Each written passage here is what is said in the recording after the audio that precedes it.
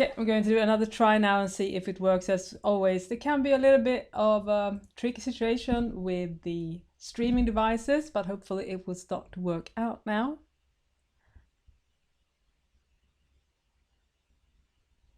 Okay, now I seem to finally be on. Excellent, excellent, excellent. Please say hello in the chat where you're from. It's so fun because on these live streams, we usually have people from all around the world, which makes it even more fun because you get a lot of different perspectives on sewing. So please say hi in the chat. And of course, we're going to keep the discussion going because this topic is something that I feel that we have a lot to say about, all of us. And the topics of today's live stream is sewing hacks. And that's pretty wide concept, I guess, because it can mean a lot of different things. But what I'm referring to is basically those tips and tricks that make sewing easy that perhaps we don't always think about, or that we don't usually read in many sewing books. So that's basically the topic of today's chat. So I'm going to say hi Peggy from New Jersey, USA, and we have Ismail. Hello, hello.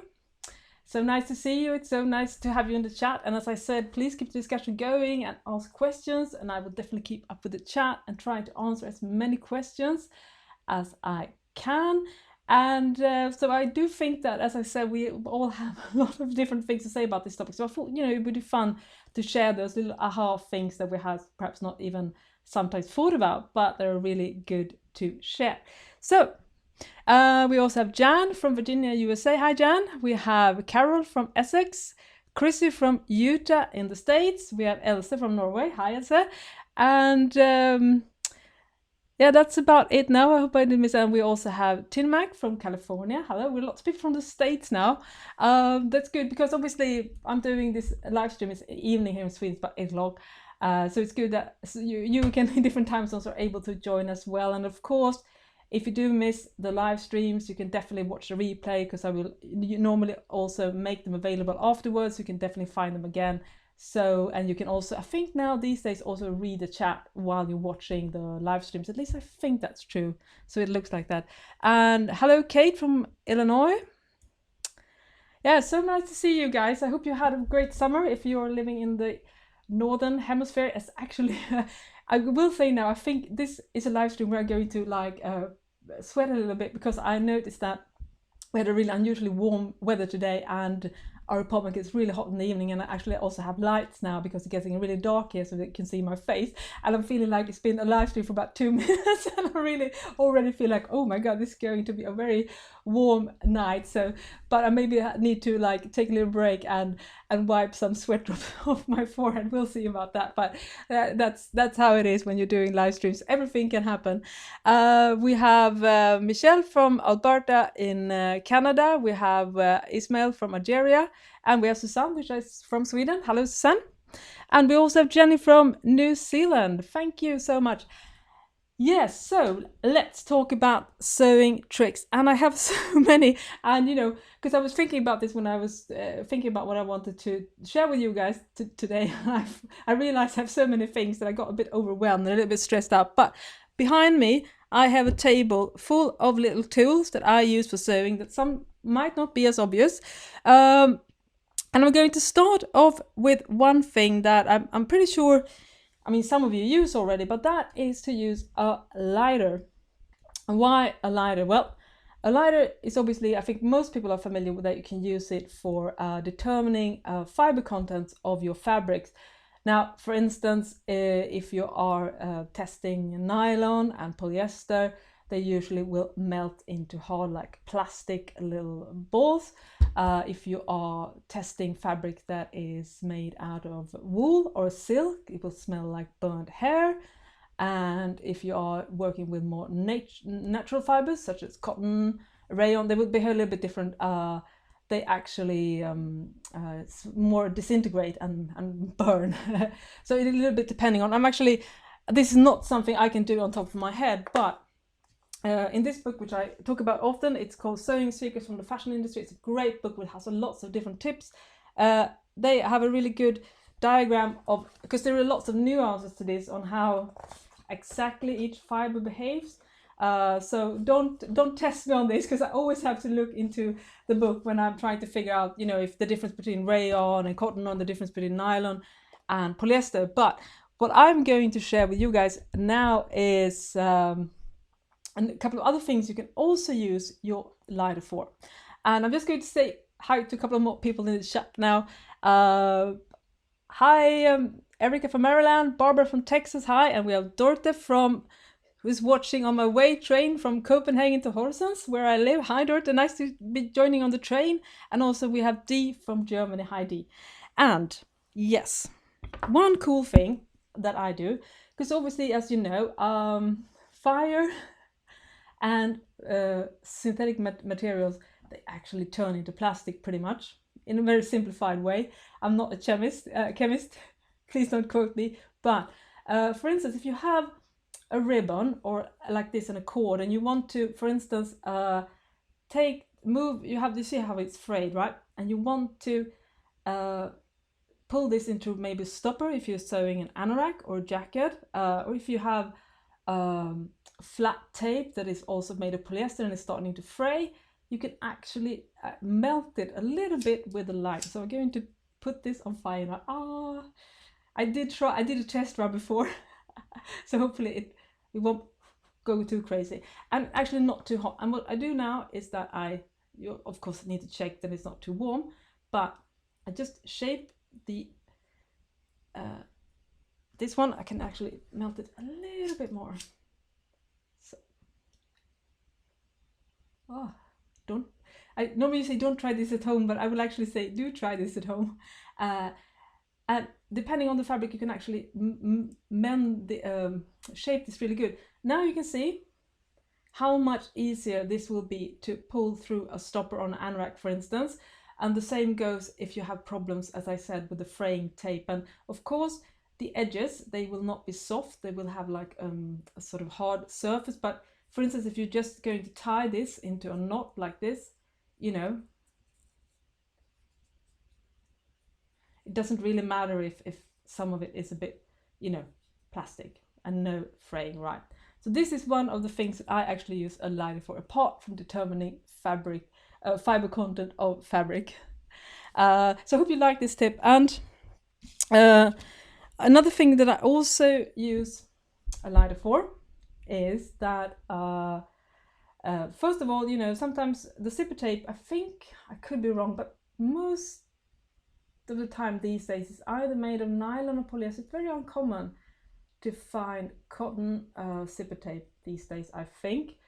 And sometimes you want to shorten the edges of this a little bit, and it can actually start to fray. Again, just a dab of that would just seal the edges so it won't fray, even though if you cut it off a little bit like this. So that's another great. Don't go crazy with it, because it will get a little bit on a hard edge, of course. So it's not like, how shall I put it? It's not super great, but it definitely serves its purpose. And the third tip I'm going to give you when it comes to using fire and zippers is that sometimes, you know, you want to shorten the zipper. And of course, ideally, you would have one of those stoppers that you can replace, but you know, on this tiny like zipper coil, that's not possible. So if you cut it off like this and you remove a couple of the zipper teeth, then of course, if you want to close it, you will have the problem that the zipper will go all the way through. I think there are lots of different ways of doing it, but my favorite is actually to use like a thicker top stitching thread, and then I just stitch, use double layers of thread. I just stitch around a couple of stitch just around the zipper area here, and then I magically, because obviously I'm using polyester thread, I should be clear about that, not cotton. And then of course I just put again the light, and now I haven't, just, you have to imagine this, I actually done a live video about zippers where I showed this more in depth, but then I just again just gently burn the stitching that I've done, and then it just melts, harden, and it becomes like a plastic stopper.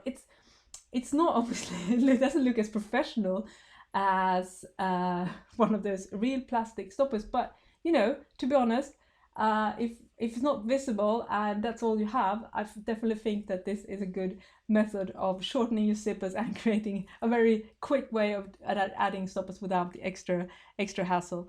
And Carol also says, speaking of using fire to burn seal the edges, Carol says also good for name labels on long ribbons, slightly burn thread the ends. Yes, absolutely, Carol. There's a trick, I think, obviously, is not to go crazy with it, and you don't want to burn the house down, right?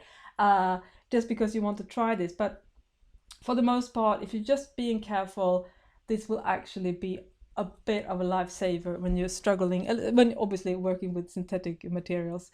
We have some more people in chat now. Hi, Janet from San Clemente in Southern California. Hi, Jan. And we have Lena from Hastings in New England in the States. Hi, Lena. Now, that was a couple of more of the fiery stuff. Some things that I think is also really useful, and that is to use tape. Tape can be used for a lot of different reasons, obviously. This is a trick that I've actually learned from you guys when I talked about my struggles of keeping track of pattern pieces. So for instance, if I cut like a skirt with a lot of different pieces and they look very similar, it's a real struggle for me to keep track of it. And even if I use tailor's chalk, it has a tendency sometimes of rubbing off, and before I've actually been able to start sewing all the pieces. And it's also, if it's dark, it's like dark navy. I made a skirt a couple of years ago, and I was like, it was a real struggle. And that's when I became really desperate. I reached out for help, and I got this great advice, which I've expanded upon a little bit by myself. This is, we call it either painter's tape or freezer's tape in Sweden. If you have any other words for it, perhaps please share in the comment section, so that everyone is on the same page now when I'm talking about this. But this is basically the sort of masking tape. Isn't that another word, right? The good thing about masking tape is, this is the stuff you use when you're, for instance, painting a wall, and you want to make sure that you don't paint things that shouldn't be painted. What is that word in English? If you have a wall, and then between the wall and the flooring there's a piece of wood. I can't remember that word in English, so I'd love to know. Usually you tape over those, right, to not get paint on that tree wood piece of the that you have between the wall and the flooring. Anyways, what I use this for is that on this tape I can't find a pen now, of course, but what I do on this one is that I write the pattern piece. For instance, if it's like a front yoke, sometimes a lot of sewing pattern has numbers for each pattern piece, so that can also be an alternative.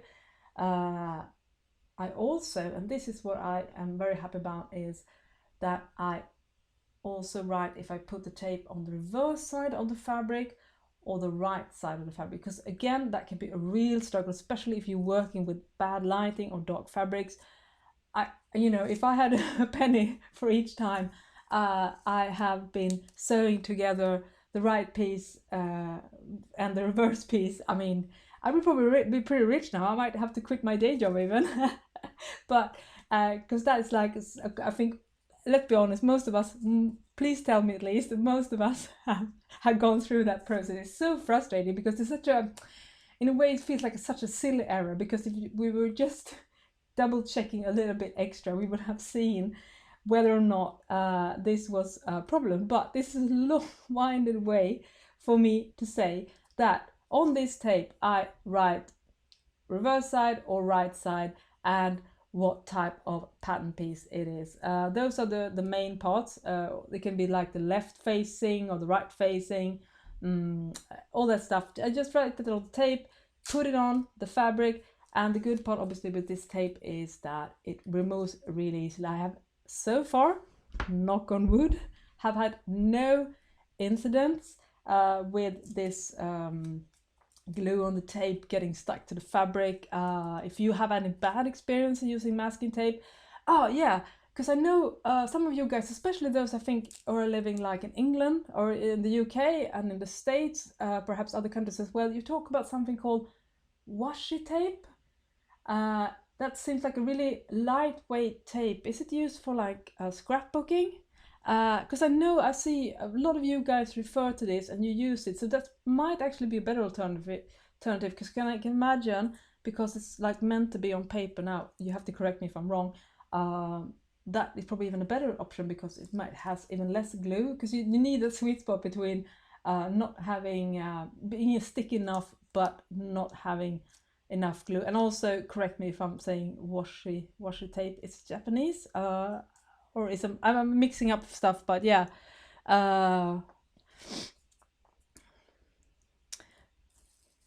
And we have some good. Now we're going to have a little mini language lesson here before I head over to my next tape tip. My first question was what the tape name is masking tape in the States at least, and we also the material, the wood piece panel between the wall and the floor is called skirting board. That's a wonderful word. That's like almost like a garment reference, or maybe it's just is it that like it skirts the surface? It must be. I mean, now of course I'm not a language expert in English, but I'm very interested in like the heritage of words, how they travel and change.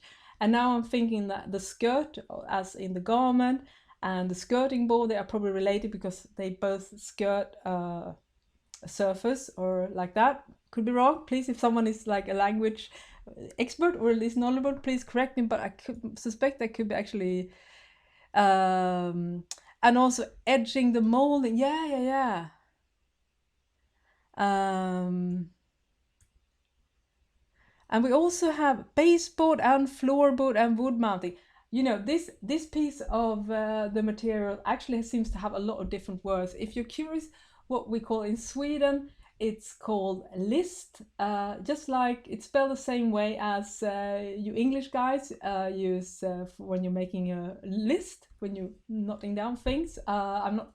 This is probably the only language that I know what the word is, but it's called list in Sweden. So, but and we also actually call the list where we write things is called lista. So they're actually quite similar. List is the wood panel, and lista is the one that we write stuff on. And Carol says that washi tape is used for decoration, usually glittery and pattern, not suitable for your intention. Okay, thank you, Carol, for clarifying this, because I have seen people suggesting that, but it could be for other sewing things, but it's probably, as you say, then not really what I was thinking, especially because the point for me is the masking tape is so easy, so I just use a regular pen, ink pen, and I can just write this down. So if you are having struggles with keeping track of cut out pattern pieces, game changer, trust me. And speaking of tape, another tape that I am fond of using is this one. Again, now we're going to see here if I say this right. I've never talked about in another video. We call this electrical tape in Sweden. I think could it also be called isolation tape? It's the sort of tape that you use around cords and stuff. Now, of course, big disclaimer, I am not an electrician. So and I've never actually used electric tape for its intended purpose. I think maybe I tried to fix a cord sometime, but I think it's basically a way of protecting it that isn't getting the current, the electric current through or something like that. Again, don't quote on this one, but I'm going to talk about how to use it for sewing purpose. One of the struggles sometimes for us is to sew straight, especially if you have a wide hem or another type of your sewing home decoration. If you have this, you're sewing far from the edge, and it's not always easy to get to sew straight, because I've noticed if the wider the hem is, the harder it is to navigate, and it's harder to gauge with the eye as well. So what I actually like to do sometimes is to place this tape on the bed of the sewing machine next to the throat plate. Again, what is good about this one, just like this one, is that it doesn't leave any residue on the plate. At least if you, I mean, I can't say if you're keeping it for weeks. Yeah, you might have to use a sponge or something to rub it off. But if you're just using for temporary purposes, I have not experienced any problems because it's very easy to remove. So I just put this black tape on the bed, and then I have the guide of this one. Of course, the drawback is that it doesn't have like an edge, which is another tip I'm just going to share with you. But again, a really easy way of just, because it's also easy to move around. So I like to use this tape, and I'm sure you can use it for other purposes as well, when it comes to make, you know, using alignment and just make sure that everything is straight. And Chrissy says it's called electrical tape in the States, and Erica says I use red 1/4 masking for draping on a dress form. That's really interesting too, because obviously traditionally, if correct me if I'm wrong, but if you have a dress form in the traditional like haute couture draping tradition, you used cotton tape, like you created the pieces. So you were basically drawing on the dress dummy.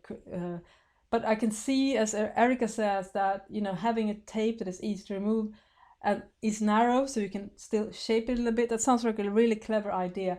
I've only done this once when I took more of a high-level pattern construction class, but then we used regular like cotton tape, and it was really interesting and something I would love to do more of. But it's a fascinating process to actually create something working from the dress form. So yeah, really cool idea. Thank you, Erica.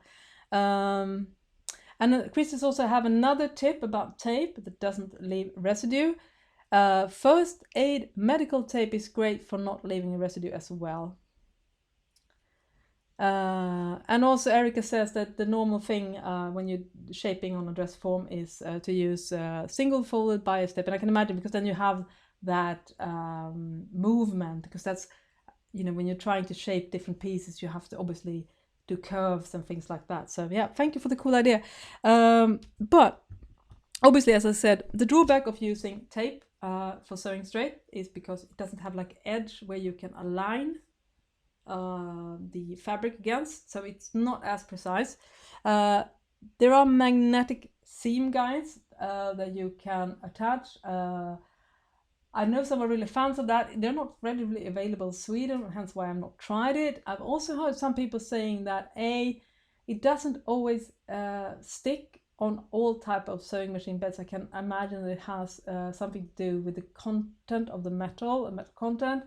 And also one said that it messed a little bit with the digital function on her sewing machine. I could be wrong.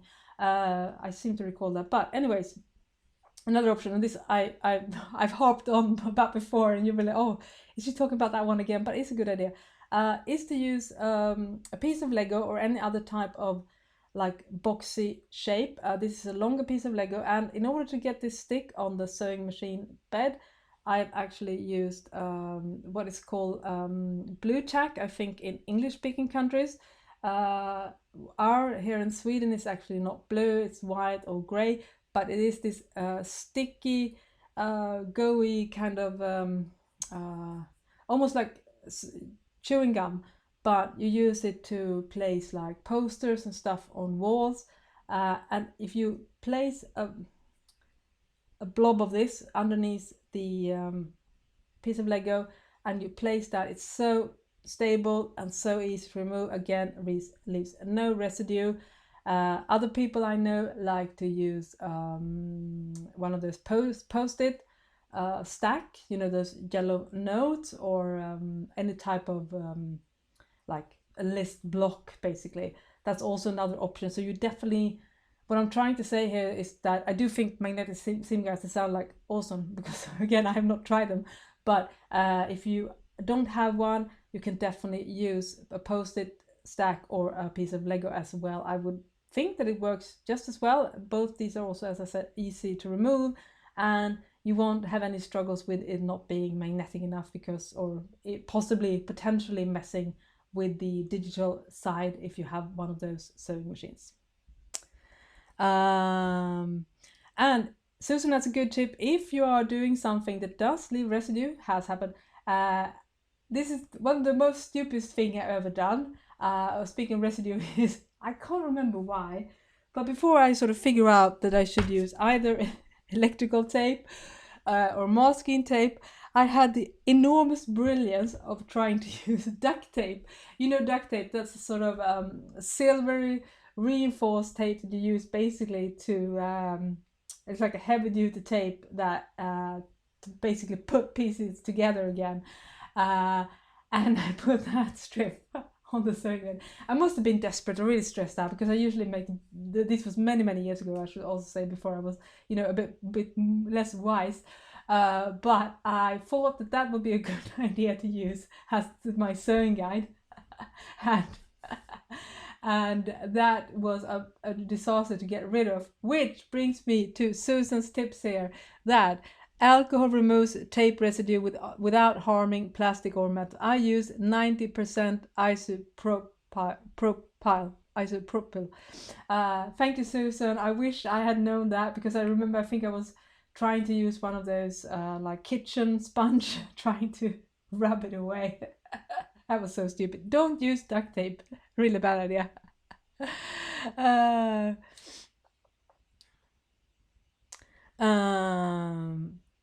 And also, now we have some more people in the chat as well. Hi, everyone. Dorothy says, if your stitch plate does not have measures, this tape, it works fine for me. Yeah, I know some sewing machines, right? I would love to hear if there are some brands that has like a more expanded plate or a stitch guide where you can see actually the measurement for a longer, because mine is just basically on the throat plate on the sewing machine. I don't have an extended. Also, I'd love to know, because I haven't been able to see this like locally here in Sweden in the sewing shop, but I also seen that there is like a sticker that is like a ruler, which I also think sounds like a really good idea. And if you, any one of you have had experience with buying one of those like sticker rulers, if they are durable, i.e. they stay put, and of course, can you remove them easily? How long do they hold up? Stuff like that. I'd love to hear your experience, because that's something I've actually been thinking about investing in, but I've been a bit unsure if it's worth, because I have so many other tools to help me. But I do like the idea of actually being able to do a very exact measurements using those ruler stickers or measurement stickers. If you get my what I'm trying to explain here, but yeah. Yes. Anyways, another tip, which is a common household item, is sometimes, of course, basting is great, and I do that a lot. But sometimes, you know, you want to get a couple of pieces of, it can be, I mean, some fabrics, materials are really hard to stick to each other, basically, and they can also be hard to pin. You can definitely use something like Wonder Clips, which I love and highly recommend. But sometimes, for instance, certain knits, and also if you're working with like synthetic leather and stuff, one thing that I really like to use, and I use this especially when I'm sewing with knits that are a little bit tricky. For instance, if I am, you know, when you're serging, if you have a serger, and that is true definitely for a sewing machine as well, if you are sewing together a sleeve, for instance, you will usually experience that it's easy that the underlayer or the upper layer doesn't align with the underlayer, so you have a piece of fabric, you know, sticking out, so it's not 100% aligned. This is definitely something that gets better with practice, and there are lots of different, you know, handling tips for you that you can use to improve on this. Sometimes you can do a couple of hand stitching, but if you're like regularly having problems with the fabric slipping, you can't get those edges to align, for instance, when you're sewing a pair of leggings, a pair of knit sleeves, then a good tip is actually to use good old stick glue. Now this stick glue is a bit bigger. You can also get those really tiny ones. This is water soluble. It doesn't stain, even though it looks really weird because this one is pink, but it doesn't end up pink. But of course, I would say that it's probably it's not pink. Sorry, it's purple. But I would probably say that it's better to use one of those uncolored ones. You can also use a product that is called basting glue, which I also highly recommend, which is like a pen with the sort of stick with a similar glue, but this one is definitely much cheaper, and you probably already have this at home. So if you, what I'd like to do, for instance, in the example that I was giving, I just put a little dab of this glue, piece together the two pieces, the under and the upper layer of, say, the sleeve opening, just a tiny dab. I mean, obviously, and this won't mess with the sewing machine because you're not actually, it's so little, it's just a tiny dab, and you know, the needle will just hit this area once or twice, and then you sew over it. And this little trick can actually make a big difference if you're having this. So if you are struggling, this is one of many examples where I find that stick glue is, of course, it's better to use on materials that is going to be water washed. I have no experience using dry cleaning and stuff for this, but it does washes away 100% in the first wash if you're just using, you know, your regular washing machine. So stick glue, a big fan of that for those tricky things that you needs to be solved by.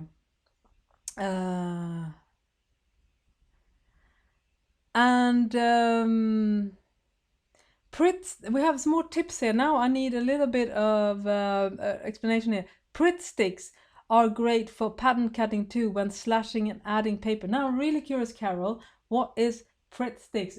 Please share a little bit more about that, because then again, I think it's like a brand name perhaps. I've not, it's probably something, when you say it, Carol, I'll be like, oh yeah, Pritt sticks, right. But I'm not 100% sure about it now. So please elaborate on that one so I can learn more, and the rest of us as well.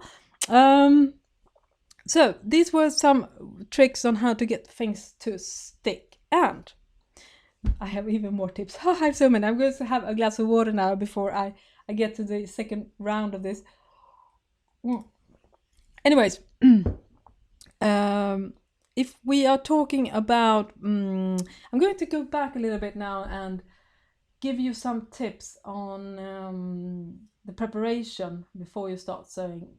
One of the struggles that many of us has is fit. It's really hard, especially if you're sewing a new pattern and you're like, oh, will this work? Will this not? Will it fit like I want it to?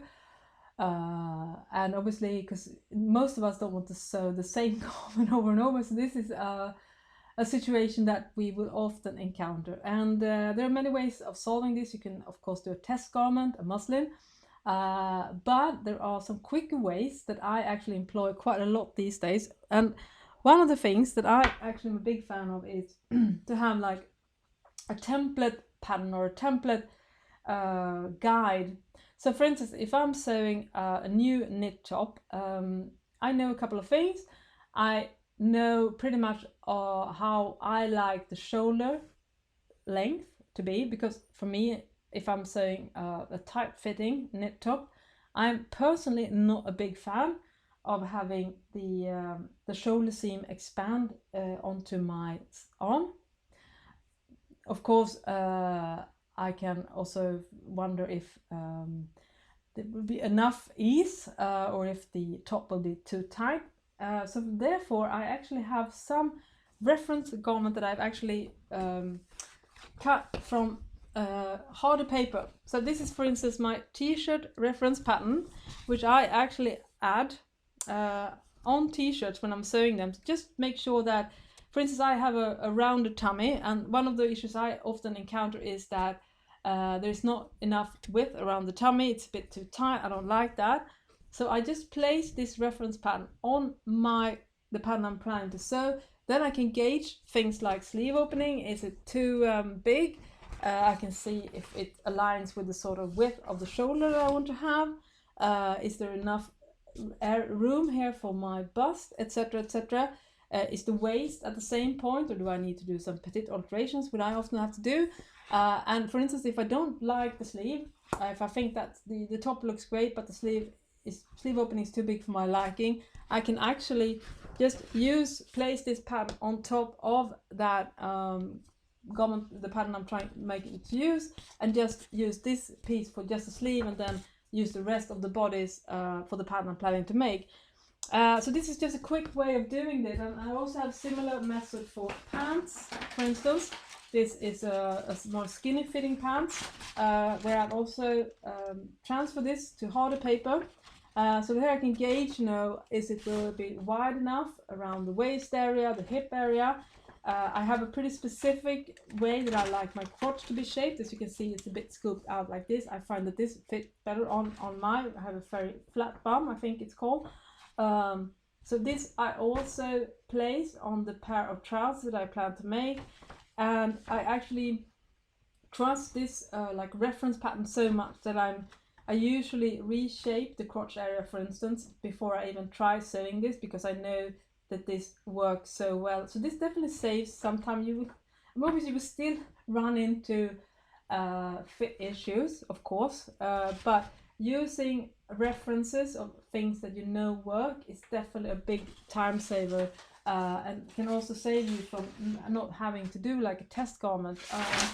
Another tip that I think is super valuable and perhaps not talked about enough is that most of us will have something in a wardrobe that we like the fit of, that is similar to the garment we want to make. It might be different in styling and stuff like that, but there are clues there that we should definitely check on. So if I'm making, for instance, a pair of jeans, it's really good for me to go into the wardrobe that I have and measure the width of the waistband, how long the crotch is, so I can gauge how high the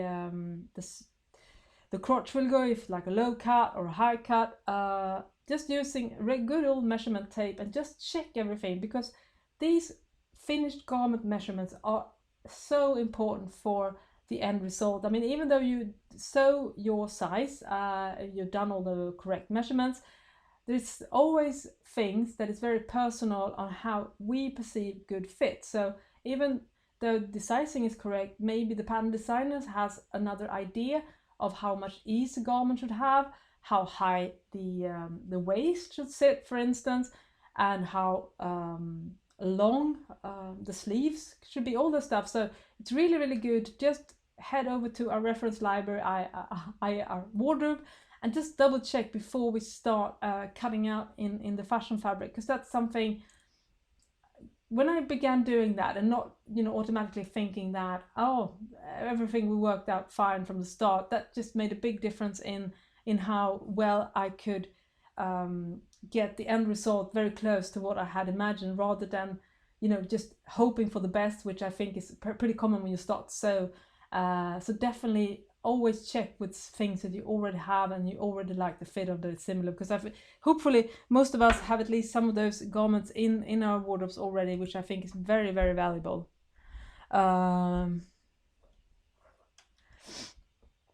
And Erica says that the one that the cupboard that I hold up now, she says it's called Sloper, which is basically basic pattern without the seam allowance. This one actually has seam allowance because I also use these particular patterns, but normally the Sloper is like the proper way of using this as a gauge for how a garment will fit.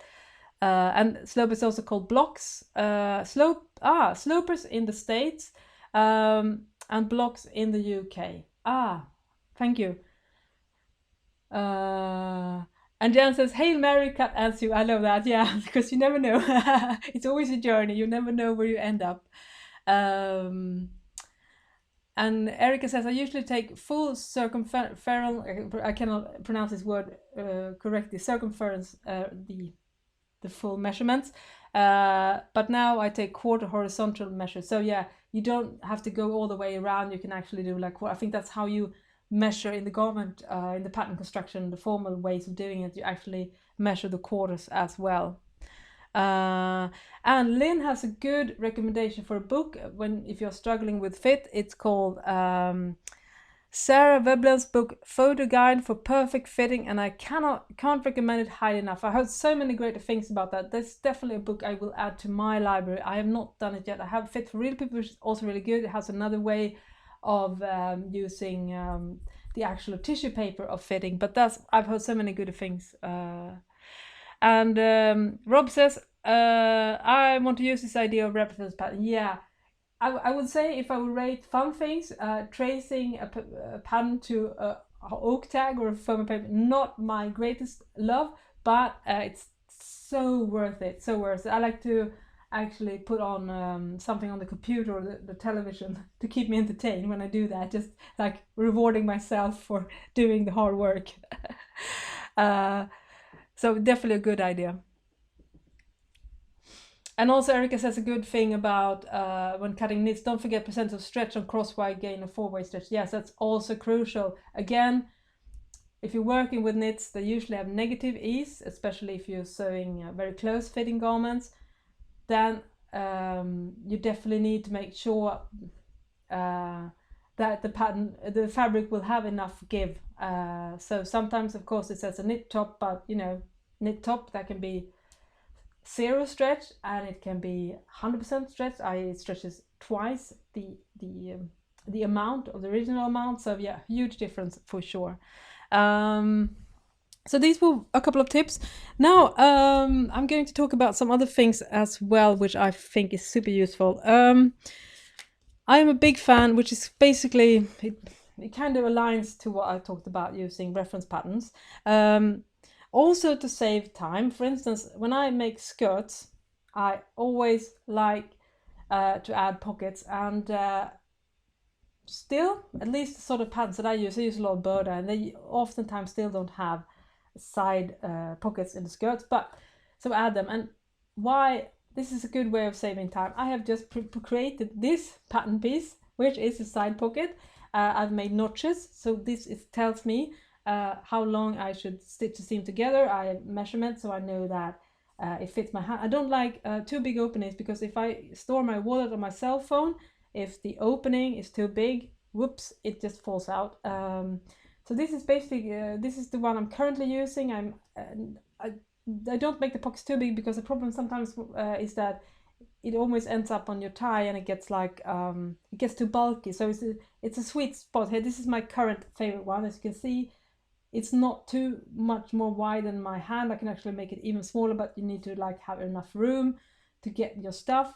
And what I do is just that I just place this other, if I'm doing like a one piece pocket, I just add this at the side seam and then cut it out like this. But usually I actually do separate pocket pieces, because I find overall that is usually easy. But you can use both, and if you haven't already, if you are a person who sew garments that lacks side pockets, for instance, for us, for women, that can be like there's a lot of different ways. So basically side seam can be like shorts, skirts, dress, whatnot. This is a great little thing to have in hand. So I have several of pattern templates that I use for this particular purpose of just adding pockets and stuff.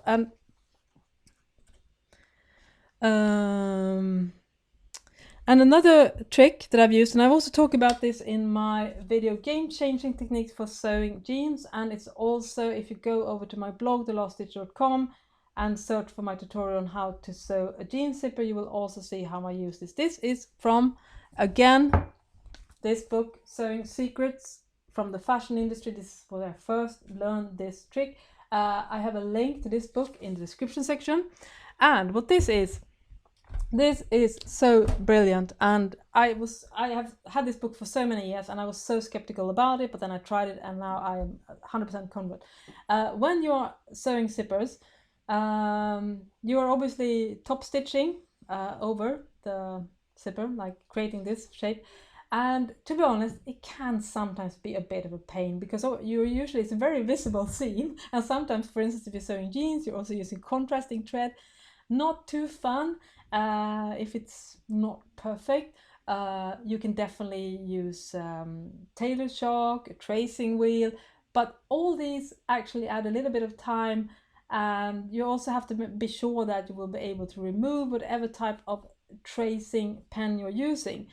But what this is a top stitching template, and I just place this on the garment. I use a little bit, I can use a stick glue, and I can use double-sided tape. Sometimes I just fold tape, because there are probably even better ways of using, but because I use tape, for instance, after a while I need to create another one because it gets, a little bit damaged. But anyways, what I do then is that this is the guide. So I just place the presser foot and the needle, and then I just stitch along this, and it's amazing how precise it is. It's like I was absolutely sometimes when you learn a new sewing technique, the first time, it works so. The second time, yeah, it's a little bit better. The third time you start to like, wow, this is actually really good. But I actually managed to nail this at the first try, which is what I say, this makes of a good technique. So if you haven't tried this already, I highly recommend. I've actually have a couple of ones, some a little bit wider, some a little bit more narrow, depending on the zipper and the look of the pants. But yeah, use this, place it on the fabric and just stitch along, and you don't have to worry about stitching into the fabric because you're placing it, so you're using the presser, the inner side of the presser foot as your guide, so you don't actually need to stitch close, because that doesn't matter. The only important thing is that by using the presser foot, you will be able to follow along, so you don't need to stitch close to the needle.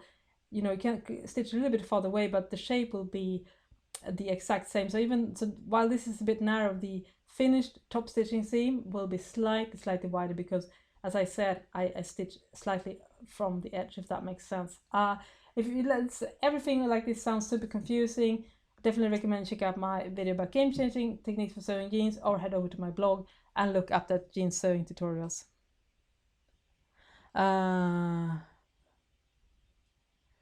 And we have some more tips here. The chat is actually lit with lots of different suggestions here. I'm going to see if I can share some. Erica says, I use the prickly tracing wheel to trace pattern on oak twig and then pencil in holes. Prickly can be quite dangerous. Yes, because that's a quick way of transferring your thin tissue paper pattern to oak twig. That's a really good idea. Thank you, Erica. And Elsa says, I use glue when I use the fold binder before sewing over both so they fit right. That's also really good. I've tried that as well, and it just helps so much because fabric has a tendency of slipping, and if you can just start off with a sort of amount of control, that just makes so much easier. And Jan says, I just ordered the book. Well, that's excellent. It's an old book, but you can actually, I think, usually get a good deal of it because it's kind of out of print, but I found good deals of it. And we have more people in the chat now. Sandra from Nashville, and we have Lorelei from Ohio. Hi, everyone.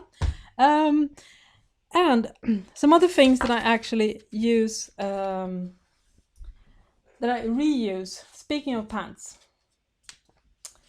I also have, when I'm adding the fly facing on a pair of pants, sometimes they are added, sometimes they are not, but I actually have templates for that as well that I just put at the crotch seam here. So we just cut that out. Also, I have a template for a zipper fly, the one on the back that keeps you from getting very irritated by the coils and the zipper tape. So I have many versions of this, and in fact, if you are looking in the description section, I have actually, because I'm writing a jean sewing books, and anyways, long story short, but if you click on the link, one of the jeans making toolkit, I've actually created a PDF with lots of different tools, templates like this, both the one you can use for top stitching that I showed you just before, templates for creating this fly shield, and also for doing back pockets in different sizes and front pockets and jeans. So if you click that link, download the jeans making sewing toolkit link in the description section, you can actually get your hands on the PDF if you don't have this already. And Sometimes obviously a zipper might be shorter than this one, but it doesn't really matter because I just moved the piece up because definitely the curve is the same, and that's really all that matters. So definitely check that out in the description section. And oh, has so many things. Now I'm going to talk about some really household items. Because another sewing book that I can recommend that is a recent discovery for me. I found this at the library. This is still the borrowed copy. I had to extend the lease because I want to show you guys this one. Not a book that I think is like on the radar too much, but it's really, really good. It's called Compendium of Sewing Techniques, 200 Tips, Techniques and Trade Secrets. This one, if you love tips, this one is packed full of tips. So I'm definitely going to buy this one. I've checked on Amazon just before I started this live stream, and you can get it for as cheap as $1. I suspect again it's out of print, and I think it costs $11 at the most. Anyways, so many tips. I was like, wow, this is also, I love how it's so visual, you know, everything is like photographed. But I wasn't going to plug the book, but I was going to share one of those tips that is new to me, but it sounds really cool. You know, one problem, especially if you're doing tailoring, is to get everything to nice, like really nice and flat. You can use now I forgot the English term. You know, the wooden pressing tool that you use. But Lorna, who's written this book, actually suggests you use a rolling pin. So once, if you, for instance, press the collar and you want that to get look really nice and flat and sharp, you can, of course, let it cool underneath wood, but you can also apparently use a rolling pin and like press it when it's still moist from the steam and ironing. And you apparently, because what happens, wood sort of sets pressing in a really nice way. I think it's because it absorbs moisture. I probably am a little bit wrong on this one because I keep forgetting the exact physical thing, but whatever. So if you're having like if you're pressing a collar and you can't get that really nice flat finish that you see on tailor garments, then try using the rolling pin and roll that back and forth. I thought this was a really neat trick. I have not tried it myself. Yeah, and clapper. Sorry, I forgot the word. Yes, this could be a cheaper substitute to some of the things you can use a clapper for. A second thing, if you don't have a clapper, which I used when I made my tailor jacket last year, is just use a good old wooden cutting board. Again, after I pressed the pieces that was important that it lied flat, I just placed this heavy duty, I cleaned it from all the gunky stuff, and then I placed it on. I think I also had a linen towel in between, if I recall correctly, and then I just let it set there. Again, it worked fantastically. So if you're wanting to get one of those clappers, but you don't have the budget, or if you think you don't want to use it enough, a rolling pin and a regular cutting board can at least replace some of the functions, but I know it's really good tool. Yeah, so that's also another thing, another household item. Let me see here. I could probably, have I lost them all now? Yeah, tube turning, right? If you're doing straps or any type of tube, especially if it's a little bit wider, for instance, if you're sewing straps on a bag, you know, turning it can be a bit tricky, and there are lots of different ways of doing that. I actually have a tube turner. You can use a bobbin pin, you can use safety pins, but I'm going to actually show you, explain a trick that I learned from my mom. And she didn't use chopsticks, but you can use chopsticks. So if you're sewing a tube, say you do a rectangular, you fold and you sew along the line there, right? And then you want to turn it, and sometimes that can be absolutely, it can be so annoying because it seems simple, but sometimes it's not. So my mom's way of doing this is that she actually, still on the reverse side, sewn the long edge, then she stitched a horizontal line at one of the edges, so it's actually closed. And then she placed the lower edge with the seam allowance on, she used the blunt edge of a big knitting stick, or what it's called, you know, the one they use when you're knitting. But I actually find that a chopstick is better because it has a very blunt point, so you won't risk ruining the fabric. And then you just push that the seam allowance on the short side, and then you just pull it up like this. And if you are struggling with some of the other methods, this I've actually find works better in some cases. It all depends on the fabric and how wide the tubing is, but if it's, in many cases I've found that this works just as well or even better than some of the more traditional ways when you're using thread or a tube turner or any other type of things. So yeah, highly recommend using a chopstick.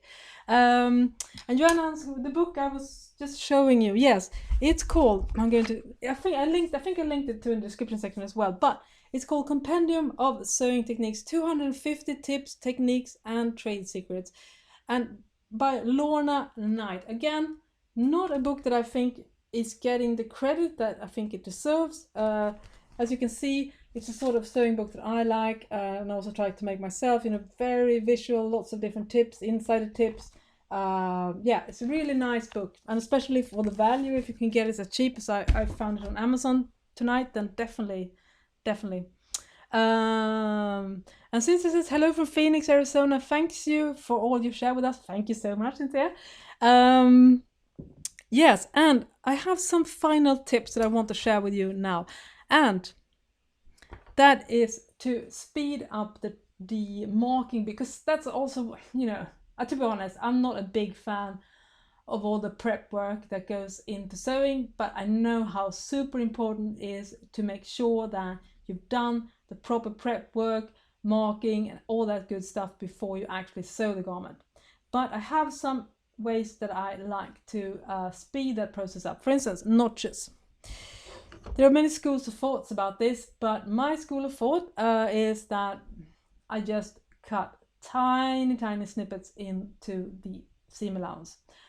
This requires a good pair of scissors. I bought these one. This is super expensive, but really good. Kai 7230. It's a smaller one, but it's tailor scissors. Also, I think Jinghurst shears are also highly regarded. I think these are probably the two best brands. But what this does is that it's actually able to do the tiniest little snips, because if you're working with a more blunt pair of scissors, sometimes it doesn't cut too, because obviously if you cut too much into seam allowance, it actually makes the seam allowance less durable. But actually, even for knits, and I use a small, like 6mm seam allowance, which is 1/4 of an inch, I think, I'm still able to make these without actually worrying about this, because it cut just a couple of millimeters. Also, I use a trick that some patterns use that, for instance, to know if this is a back piece, for instance, on a lining or a waistband, to know this the back, if the back and the front piece is very similar, I cut one snippet in the front piece, and then I cut 2 snippets in the back piece. So then I know that this is the back piece and this is the front piece. So that makes it really easy for me to align. It just saves a lot of time. I'd love to know if any one of you has a tips, because sometimes on some sewing patterns they have you to cut like an extended triangle, and to be honest, perhaps it's my bad cutting skills, but I've never really been able to master that in a good way. If you have any tricks for that, I'd love to know. But I personally find that this just works better. But also, I don't really need to remove that triangle afterwards either, because this is like, I'm sure there are pros and cons with each method, but this has to be the quickest one, to just cut tiny snippets, and that's probably enough, for me at least, to align the pattern pieces for sure. And we have more people here. Helena says hello from Sweden. Hi Lena. Hello, hey Lena, som vi säger in Sweden. We have also another one from Sverige, which is Sweden, in svenska. Marianne, hello from Sölvesborg. And Erika says, mice are excellent. Yeah, Kais, I know what you mean. Yeah, perfect too. And anyways, another thing that I'm not big fond of is when I'm doing pleats, dots, all that stuff. I don't like to use tracing pen. I find it really hard. I hate using tracing paper, because I've just pretty much stopped that. Tracing wheel is good to have because you can use it for other things, but tracing paper is it's expensive, it can ruin the fabric, sometimes you don't get rid of it, it provides like paper residue. It's just, I don't like it. I mean, perhaps there are good products, but you can't find them in Sweden anyways. But that, long story short, what I do, which I've talked about in other videos, you can check this out about how to use a dart, how to use an awl. So what I do instead, for instance, if I'm sewing pleats, I actually pinch holes where at the spot, because usually on the pattern there will be a dot where you are supposed to stop sewing a pleat, for instance, and where they are meeting when you're folding. So just place inside that seam, I just place a little hole like this, and then I line that. So I just usually just use a regular sewing pin and just pin up so I know that both holes are aligned, and then I can pin it or use another way of attaching it. And that just makes this so much easier. And at the upper edge, if I'm doing pleats, again, I just cut those tiny snippets. So again, I can just fold that. I use the same method for darts. At the end of the dart, at the seam allowance, I cut snippets on both sides. I just pierce 2 holes halfway through the darts if it's not too long, and then I just pierce the final hole at the tip of the dart, again inside the seam, so you won't sew over it. You probably need to place it slightly inside because it's easier that way to make sure that you won't have any problems with the hole piercing through. But usually these small like tailor awl, they actually just push the fabric away, it doesn't really create like a big hole or anything, so you don't have to be worried. I've never had any issues with this, and I know that this again is a method that is used in the garment industry. Again, these books talk about this as well. Sewing Secrets from the Fashion Industry, it's a really good book. It talks a lot about the type of techniques as well, which also for me, because I don't really like doing it. I mean, if I had loved being very meticulous about the tracing process, then of course I would have probably been more prone to use all the other tools. But for me, this just makes that prep part much quicker and less painful. Anyways, I think I have more to, yeah, anyways, the last one I want to talk about, this is actually not something I'm doing all that much, but sometimes, and that is banging down the seams. If you have problems with bulk, especially if you're sewing like heavy duty fabric, it's a good idea to use a hammer to hammer down the seams, because obviously if you're sewing over bulk, the presser foot will go haywire, and it will often result in skip stitches, improper feeding, all the good stuff. So you can try to beat down the seam and see if that works. Some people swear by it. I've used it sometimes for really bulky lace because my sewing machine, Benina, is actually really good at sewing bulky lace, so I don't need to use it a lot, but I have used it and I really like it. Again, I just use my regular wood cutting board and bang, bang, bang like this. This is a rubber hammer because I was actually worried to use a regular metal hammer for this particular purpose. But if you're a fan of hammering down the seams, I'd love to hear if you think that this one is much better. I find that this one is heavy duty enough, but perhaps I just worried that the metal would, wear down the surface of the fabric in a way that this does not. This doesn't damage the fabric at all. So that's why I like to use this, but maybe the metal one is more effective.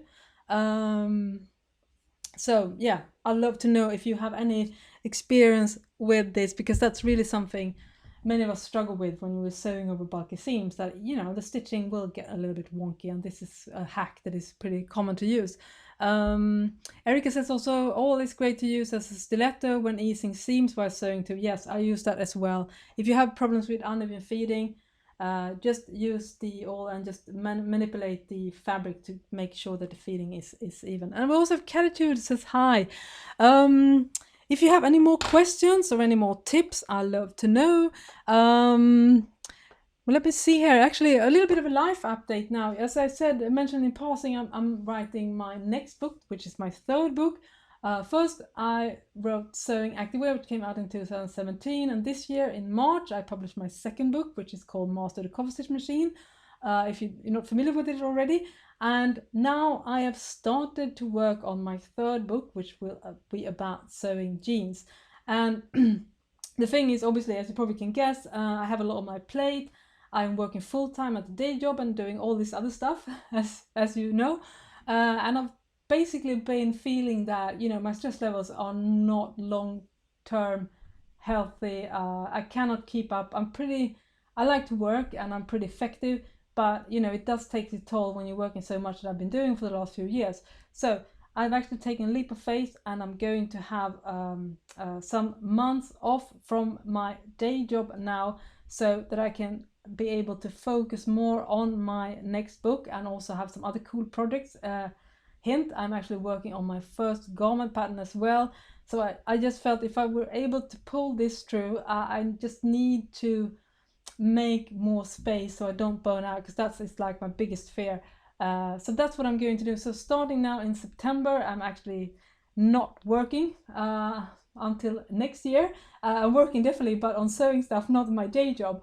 So this is a very exciting new chapter for me. And I am feeling kind of overwhelmed right now, but also really excited to see what happens when I'm actually able to focus this full time. But it's also important for me that I also cut down my work hours, because I want to like have like one full-time job, not like 1.5, which is, to be honest, what it felt a bit like for the last few years. So that's really exciting, but it also makes me more certain in that I will be able to put out my jeans sewing books next year. I'm not sure when, but hopefully sometimes in the spring. It all depends. It's quite labor intensive, even though I'm being able to work more on this than I would have otherwise. So that's really exciting, and I will definitely keep you updated both on my book progress and on my life progress as I'm taking a bit of a break from my day job. So that's pretty exciting. And also thank you for sharing me on here. Erica says, excellent show. Thank you so much, Erica. And Marianne says, great decision. Take care of yourself. Thank you so much. That is so important. It's so easy to forget, even though we really should know better. And Joanne says, I love all your videos. Thank you. Thank you so much, Joanne. It means a lot to hear. Kelly says, how exciting. No doubt you'll do great. Good luck. Thank you so much. I'm definitely going to need it, because I have my days. Let me say that. I'm pretty confident some days, and other days I'm like, this will not work out. And Carol says, I have your Coverstitch book and I love it. Thank you. Thank you so much, Carol. It's so validating to hear this, because sometimes you do put things into the world and you're not really sure how it will be received. And you always wanted that people will find it useful. So that makes me super happy to hear. And Carol also says, good luck with your book. Thank you so much. So I hope you enjoy this live show. And the normal schedule is that I do one live show the last Sunday of each month.